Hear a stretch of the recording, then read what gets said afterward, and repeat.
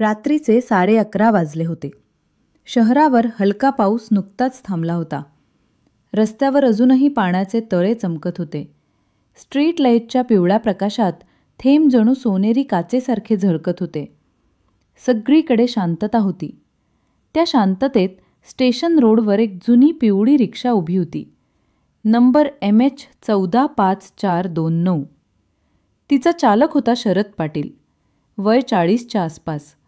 दिवसभर रिक्षा चालवून थकलेला, दमलेला पण प्रामाणिक माणूस. बायको आणि 6 वर्षांचा मुलगा. एवढंच त्याचं छोटंसं आयुष्य. त्या रात्री शरदने ठरवलं होतं, ही शेवटची फेरी. यानंतर थेट घरी. तो मीटर बंद करणार. इतक्यात स्टेशनच्या गेटमधून एक बाई बाहेर आली. डोक्यावर लाल शाल, हातात लहानसा मुलगा.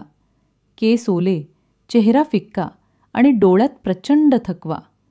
ती थेट रिक्षेकडे आली आणि म्हणाली, भाऊ, मला थोडं दूर न्यायचं आहे, पण तुला उशीर होईल का? शरदने घड्याळाकडे पाहिलं. नाही मॅडम, शेवटची फेरी आहे. कुठं जायचं? ती थोडं थांबली, मग हळू आवाजात म्हणाली, साईनगर कॉलनी. पण एक गोष्ट लक्षात ठेव, मागे वळून बघू नकोस आणि मध्ये कुठेही थांबू नकोस. मी सांगते तिथं थांब. शरद थोडा गोंधळला. का बरं असं विचारायचं ठरवलं, पण त्या बाईच्या डोळ्यात काहीतरी विचित्र होतं. भीती की वेदना ओळखूच आला नाही. ठीक आहे मॅडम, तो म्हणाला. बसून घ्या. बाई आणि मुलगा मागच्या सीटवर बसले. मुलगा एकदम गप्प. न रडणं, न बोलणं. फक्त बाईच्या कुशीत शांतपणे डोके ठेवून बसलेला. रिक्षा पुढे निघाली. बाहेर पावसाचा ओला वास, आत इंजिनचा मंद आवाज. काही क्षणात वातावरणच बदललं. जणू थंडी वाढली होती. शरदला वाटलं, हे काय इतकं थंड?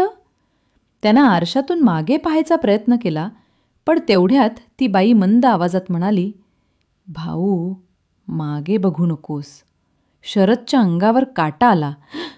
त्याचं हृदय धडधडायला लागलं. काही न बोलता त्यानं आरसा सरळ केला आणि गप्प बसला.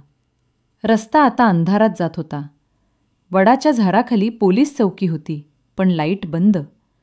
शरदचा हात थोडा थरथरत होता आणि तेव्हाच बाईच्या कुशीत असलेला मुलगा जरा हलला आणि एक विचित्र थंड वारा रिक्षेत फिरला.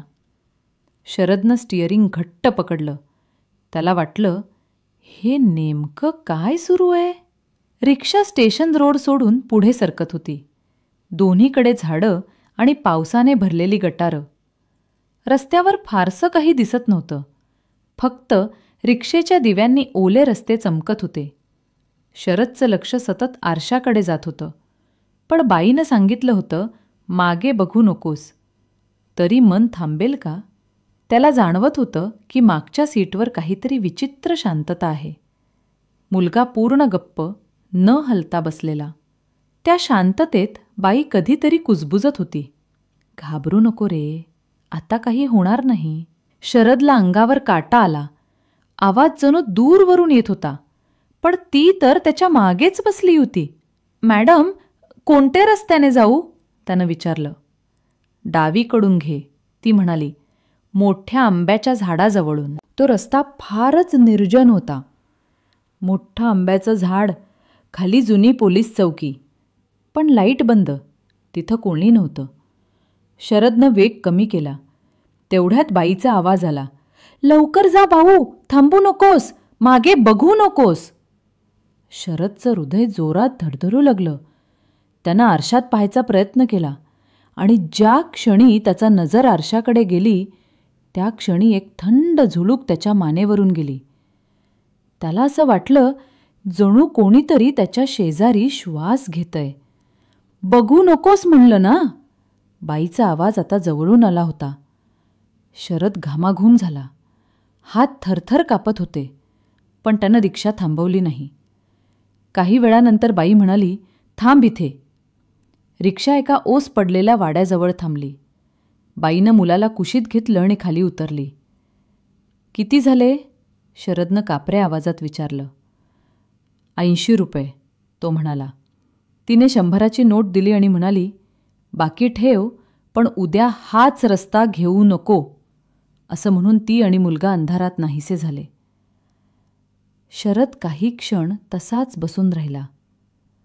हवा पुन्हा थंड झाली होती. तो घरी निघाला, पण त्याचं मन काही शांत नव्हतं. घरी पोहोचल्यावर त्यानं ती 100ची नोट हातात घेतली आणि त्याचं रक्त गोठलं. त्या नोटवर लालसर डाग होते, जणू रक्ताचे. रिक्षा एका झटक्यात थांबली आणि शरदचा श्वास रोखला गेला. त्याच्या खांद्यावर ठेवलेला हात थंडगार होता, बर्फासारखा. हळूहळू त्यानं मागे वळून पाहिलं. मागे ती बाई नव्हती. फक्त पांढऱ्या कपड्याचा एक कोपरा हलत होता आणि मागच्या सीटवर त्या लहान मुलाचं खेळणं पडलेलं, एक छोटं लाल रंगाचं ट्रक. शरदचा मेंदू सुन्न झाला. तो बाहेर उतरला. सभोवताल काळोख होता. रस्त्याच्या दोन्ही बाजूंना झाडं आणि दूरवरून कुत्र्यांचा आवाज. तेवढ्यात अचानक वाऱ्याची झुरूक आली आणि त्या झुरुकीसोबत मंद स्वरात तीच बाई कुजबुजली, "थांब, आम्ही घरी पोहोचलो नाही अजून." शरदचं अंग गोठलं. तो रिक्षेत परत बसून गॅस दिला आणि वेड्यासारखा पळू लागला.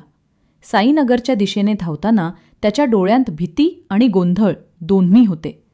तो थांबला तेव्हा रिक्षा थेट शहराच्या स्मशानभूमीसमोर उभी होती. तिथं फलक होता, साईनगर स्मशानभूमी, येथे शांततेचा निवास. शरदच्या पायाखालील जमीन सरकली.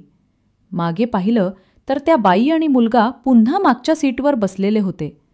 पण आता त्यांचे चेहरे पूर्ण काळपट, डोळे पोकळ. "धन्यवाद भाऊ, आता आम्ही घरी पोहोचलो." रिक्षेचे दिवे एकदम बंद झाले. शरद बेशुद्ध पडला. दुसऱ्या दिवशी सकाळी लोकांना ती रिक्षा तिथंच उभी सापडली.